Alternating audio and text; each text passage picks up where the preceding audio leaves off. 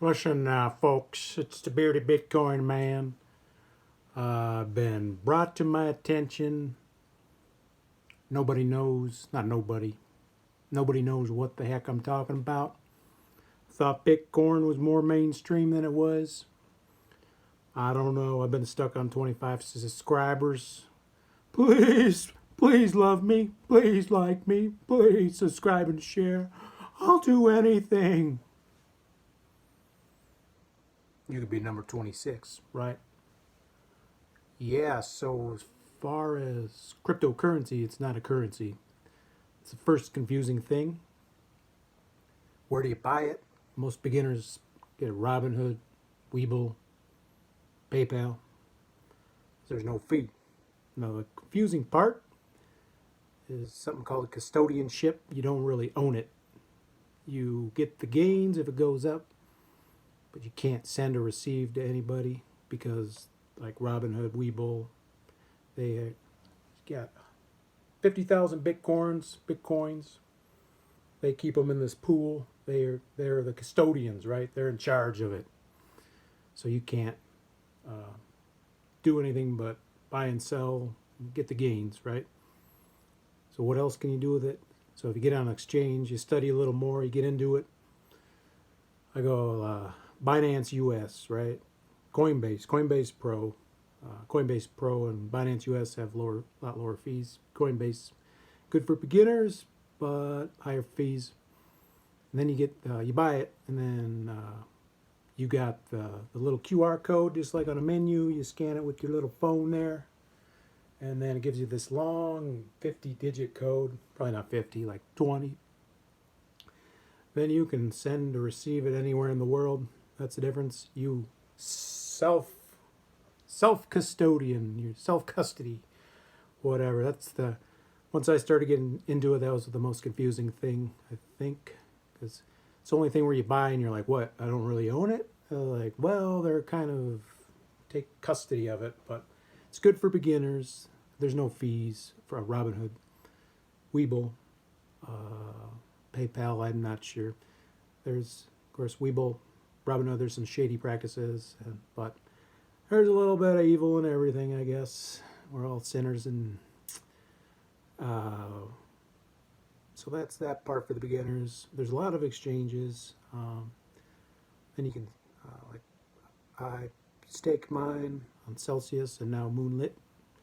You have like, 10 14% on your crypto. It's a pretty good deal if you're not going to sell it. Safest bets are Bitcoin and Ethereum right now, but there's a lot of good projects. I like Link.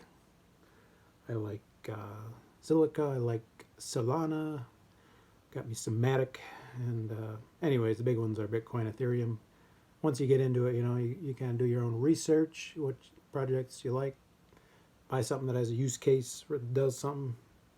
Those would not be Dogecoin. Those would not be Shiba Inu. You can do whatever you want with your money, and you could possibly make money if you do it at the right time, but I like to stick with stuff that has a use case. Another concern was about security. I'll just compare it to my bank. If you have my bank password, you have access to everything I have in my bank, which isn't much. I try to keep most everything in Bitcoin and Ethereum. So if you want to get my crypto, I'll spot you my password, right? And then you're still 3 layers deep from being able to get access to it.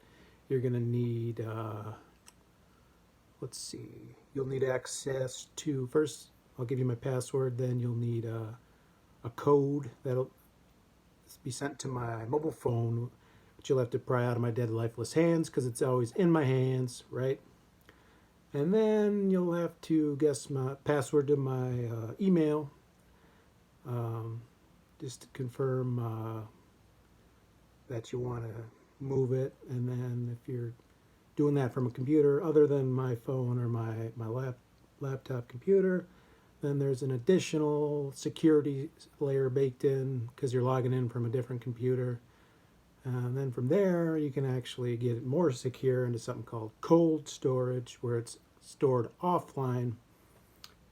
Yeah, it gets pretty deep pretty deep. I could give you my password and you'd still never be able to get it. Whereas a bank account, you just need my password. You might need, I don't even think you need the code, but maybe sometimes it's 2 layers deep. But crypto is at least 3-4 layers deep. Exchanges put millions of dollars, hundreds of millions of dollars into keeping their things secure.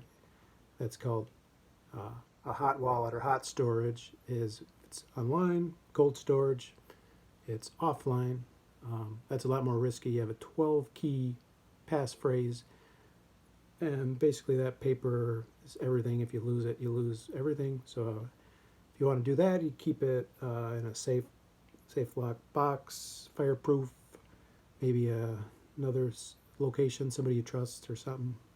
Bury it in your yard. I don't care what you do with it. I only got 25. None of you are going to do it anyways. Have a beardy day.